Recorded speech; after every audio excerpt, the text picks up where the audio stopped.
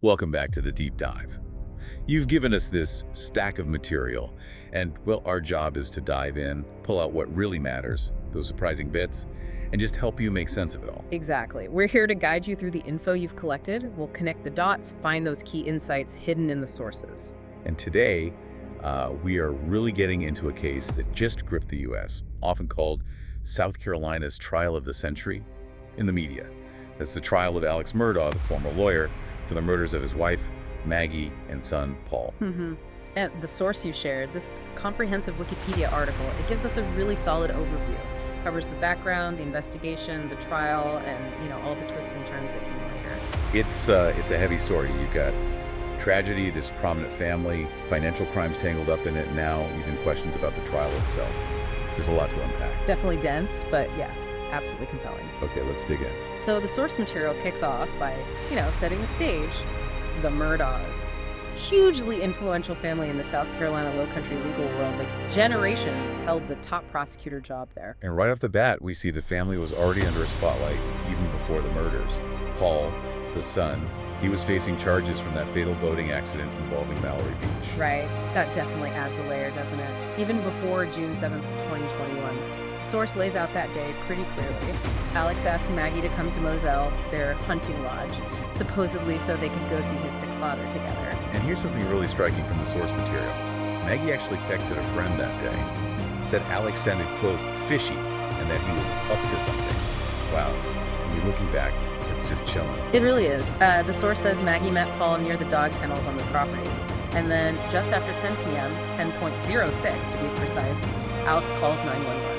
Says he found their bodies there near the kennels. The details are just awful. Maggie, 52, Paul, 22. Both shot multiple times. And crucially, as the source points out, with different guns. Maggie with a rifle, Paul with a shotgun. Yeah, that detail is significant. Initially, Alex's story, his alibi, was that he was visiting his mother, who suffers from dementia, around the time it happened. Okay, but hold on. This is where it gets really interesting, right? Because the source immediately highlights this critical piece of early evidence that just, blew that alibi apart. Cell phone data, specifically a video from Paul's phone, taken just minutes before the murders were thought to have happened. And you can hear Alex's voice on it. Right. Placing him right there at the kennels, exactly where he claimed he wasn't. That single piece of evidence became, the absolute cornerstone for the prosecution. Absolutely. Completely undermined his initial statement. So, moving into the investigation itself, SLED, the state investigators, they apparently viewed Alex as a person of interest pretty early, like October 2021. The source does mention the defense raised issues about the investigation, though.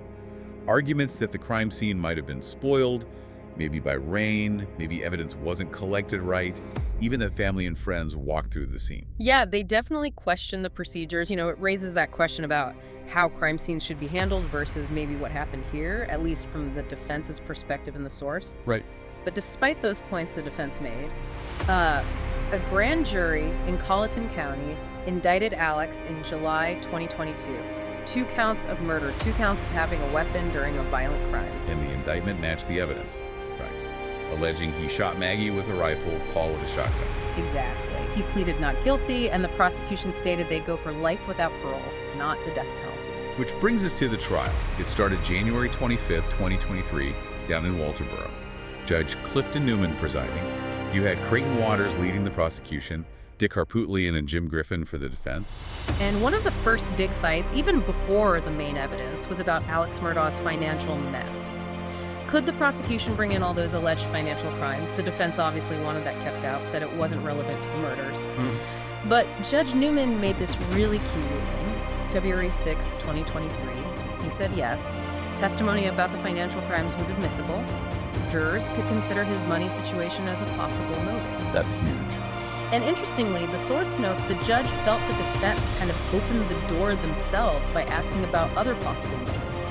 So that ruling really shaped the whole trial strategy for the state. Yeah, you can see how they let them paint this picture of potential desperation, right? The source also mentions the trial had its share of drama, too. Right. A bomb threat, COVID kicking jurors off, Murdaugh even getting charged with passing contraband in court. Right, and the jury actually went to Moselle, the property, saw the scene for themselves. Adds to the intensity. So, okay, let's talk about some key testimony the source highlights. Prosecution side. You had first responders describing the scene SLED agents on ballistics, firearms. And they brought up that interview where Murdaugh allegedly said, "I did him so bad." The defense disputed that, right? Said he might have said they did him so bad. Correct. That was contested. They also had experts on Maggie's phone data, tracking her movements. Paul's friends testified about talking to him right before he died. And that crucial video, again, witnesses saying, yep, that's Alex's voice, just minutes before the estimated time of death, directly contradicting his alibi. And then the financial angle. Former colleagues, a bank CEO, they testified about the alleged schemes, the theft, the huge financial pressure Murdaugh was under right around the time of the murders, building that motive case. They really layered it on. The prosecution rested on February 17th after bringing in experts like a criminologist, a pathologist, and an SLED agent who put together this detailed timeline using phone data, car data, cell tower pings, all of it. Then it was the defense's turn. They called the county coroner, who talked about estimating time of death from body temps. Alex's surviving son, Buster, testified for his dad. And they had their own experts, too. A crime scene engineer did a recreation, argued the shooter's height didn't match Alex. Another expert criticized how the scene was handled. A pathologist challenged the state's findings on Paul's wounds. And they had a blood-stained spatter expert, Tim Palmbach. He testified that, well, first, a shooter would likely be covered in blood, and second, the evidence looked consistent with two shooters. Two shooters. That's a significant claim. Yeah, very different theory. The defense also called Alex's brother, John Marvin Murdaugh. They rested their case February 27th, asked the judge for a directed verdict, basically. Throw this out, not enough evidence, but Judge Newman said no. So the prosecution got a chance to rebut some of the defense points. Right. Then, closing arguments started March 1st. Quick interruption. On March 2nd, a juror got dismissed for talking about the case outside deliberations. Oh, wow. So a replacement. An alternate juror stepped in, yes. Then the jury got the case that same afternoon, March 2nd, and the verdict. It came back surprisingly fast. Less than 3 hours. Guilty. On all 4 counts. March 2nd, 2023. It was broadcast live, huge public interest. Judge Newman denied the defense's immediate motion for a mistrial. Said the evidence of guilt was, quote, overwhelming, and the jury reached a proper conclusion. And sentencing was the very next day. Yep, March 3rd.